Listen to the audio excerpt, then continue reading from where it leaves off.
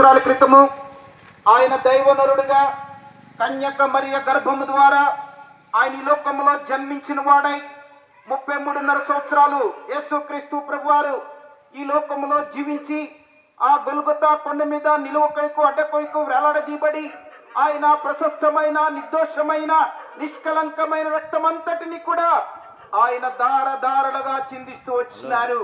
కాబట్టి ఆ కలువరి మార్గములో యేసు ప్రభువారు సిలువను మోసుకుంటూ వెళ్ళినారు, సిలువను సహిస్తూ వచ్చినారు, ఆయన సిలువ వేయబడుతూ వచ్చినారు. ఆయన సిలువ వేయబడి ఆయన సమాధి చేయబడి జయశీలుడై మృత్యుంజయుడై ఆయన తిరిగి లేచినారు. ఆయనుండు స్థలములో మీరు కూడా ఉండులాగున ఆయన మరలా వచ్చి మిమ్ములను తీసుకుని వెళ్ళనై ఉన్నారు. మొదటి పర్యాయం వచ్చినప్పుడు గొర్రె పిల్ల వలె వచ్చినారు. వదకు తేబడు గొర్రె పిల్ల వలె వచ్చు కత్తిరించు గొర్రె మౌనం వహించినట్లు ఆయన నోరు తెరవలేదు. వదకు తేబడు గొర్రె పిల్ల ఆయన ఈ లోకానికి వచ్చినప్పుడు వదకు తేబడు గొర్రె పిల్ల వలె, గొర్రె పిల్ల ఎక్కడికి తీసుకెళ్ళినా మౌనముగా వస్తూ ఉంది.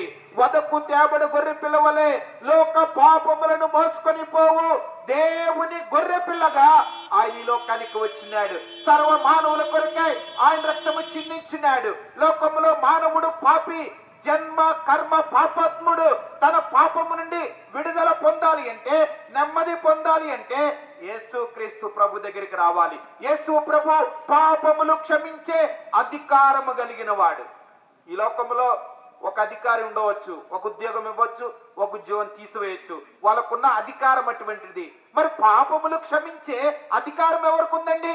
ఒకవేళ ఎవరికైనా ఉంటే అందరూ అతని దగ్గరికి పరిగెడతారు. ఒక పరమాత్మకు ఒక్కనికే ఉంది. ఆయన పరమాత్ముడు, పాపము లేనివాడు, నిర్దోషి, నిష్కల్మషుడు, పాపుల్లో చేరక ప్రత్యేకముగా ఉన్న దేవుడు. అటువంటి దేవుడు ఈ లోకానికి సర్వ మానవ పాప పరిహారార్థ నిమిత్తమై ఆయన చనిపోయి సమాధి చేయబడి జయశీలుడై మృత్యుంజయుడై ఆయన తిరిగి లేస్తూ వచ్చినారు. యేసు రక్తము నది వలె ప్రవహిస్తూ వచ్చింది. యేసు రక్తములో ప్రతి పాపము కడిగి పవిత్రముగా చేయగలిగిన దేవుడు. మన పాపలు మనలో ఒప్పుకునే ఎడల ఆయన నమ్మదగిన వాడు, నీతిమంతుడును గనుక ఆయన మన పాపములను క్షమించి సమస్త దుర్నీతి నుండి ఆయన మనల్ని పవిత్రులుగా చేస్తాడు. సూక్ష్మల మోక్షం దేవాలైన పాపిని నా పాపముల కొరకే లోకానికి వచ్చినారు, మీ రక్తాన్ని చిందించినారు.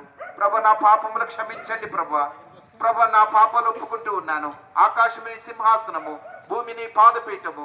ప్రభు మీ పాద సముఖంలో నా పాపంలో ఒప్పుకుంటూ ఉన్నాను. నన్ను పవిత్రపరచండి, నన్ను శుద్ధినిగా చేయండి, నన్ను కడగండి అని ఒప్పుకుంటే వెంటనే తక్షణమే దేవుడు నీ పాపాలు క్షమిస్తారు. నీకు చెప్పనాశక్యమైన మహిమాయుక్తమైన సంతోషం కలుగుతుంది. ఈ సంతోషాన్ని ఈ సాయంకాలం సమయంలో అనుభవించడానికి ఇష్టపడుతున్నావా, కోరుకుంటున్నావా?